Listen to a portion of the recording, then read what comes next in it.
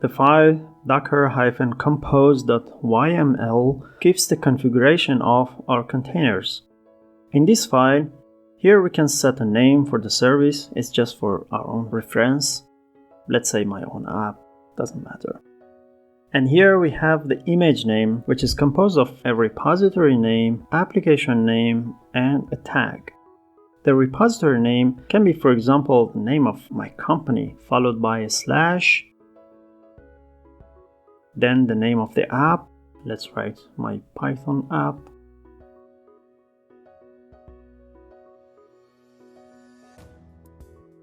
And here's the tag.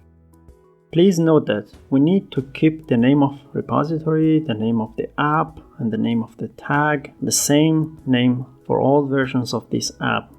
This helps the app manager to be able to identify and update our app. We can keep the tag latest, which is a common practice for the production, and for example, beta for a beta version or development version, whatever you want.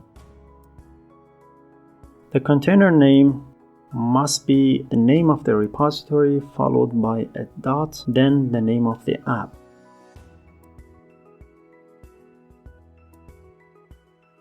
Okay, here we can mount some directories from the host machine into the container. For example, here we see this statement maps the current directory of the app into the container on this path /root/src.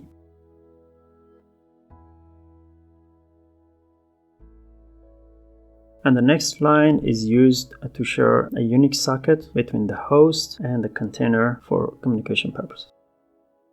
You can define as many as volumes that your application needs. Please note that containers store their configuration and the data that they process on the host machine. So when they get updated, the data is not lost. Alright, this line here shows that if this app is privileged or not. A privileged app has access to a number of system resources on the host. For example, our app can have access to the network interfaces of the host, or for example, we'll be able to use SPI or I2C interfaces on the Pi, GPIO. So it's pretty much like having root access on the host machine, something similar to that. Here we can define the environmental variables for the application that we need. So we can customize some features of our app, for example, enabling debug mode or something like that.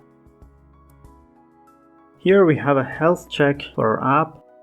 By default, you don't need to change anything here. It actually checks if our app is up and running properly. For example, here in the app manager, we can see under the setting, it's running, and then we can see if it's healthy. So it's healthy. For example, for this app, it shows unhealthy. You can write your own health check rule here. It depends really on your application.